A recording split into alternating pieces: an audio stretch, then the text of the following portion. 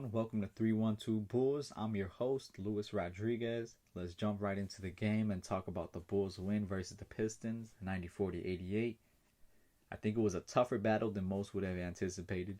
I came in thinking the Bulls would win by at least 10 points as they were dominating in the preseason. However, that is not the case today. There were some ugly moments, and there were also moments where I saw the Bulls as a potential playoff team. However, it's the first game, so it is still too small of a sample size to be overreacting. In our first game of the season, we are still without Kobe White, who suffered a shoulder injury. His offense will be very useful when he comes back healthy.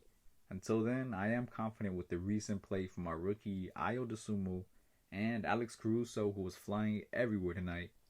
This plays an example of how Alex Caruso can impact the game defensively. Although he only finished with 3 points, his grit and grind mentality led us with 4 blocks and 2 steals. Throughout the game, I took note of a couple things that I liked and that I thought the Bulls could have done better. Turnovers were a big contribution to our slow first half.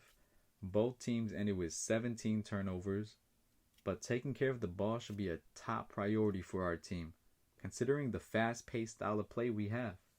A combination of defense and speed created 15 fast break points for the Bulls, which in turn helped us in defeating the Pistons tonight. Moving on to our rebounding, I think it was okay, but obviously could have done better.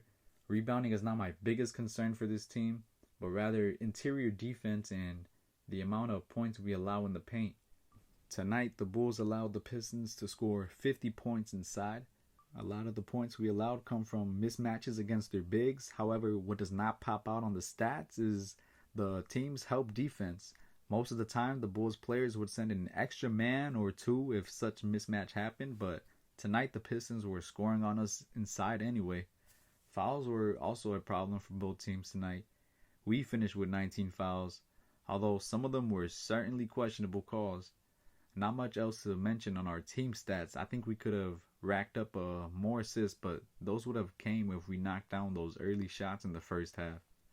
Although coming out the gate, our offense in the first half was slow, as shots that our players typically make were not falling in.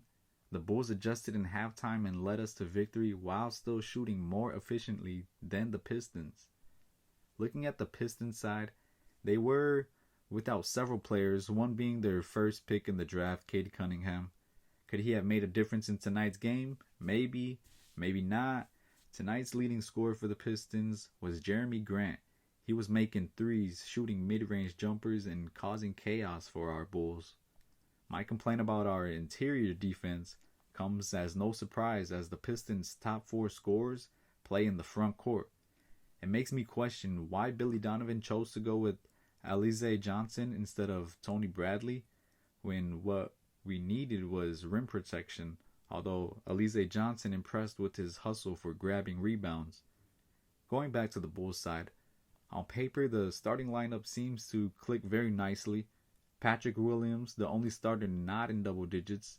He didn't shoot all that much, nor did he grab many rebounds, but this is the first game and I expect him to look back and find a way he can be effective off ball or on defense, similar to Caruso.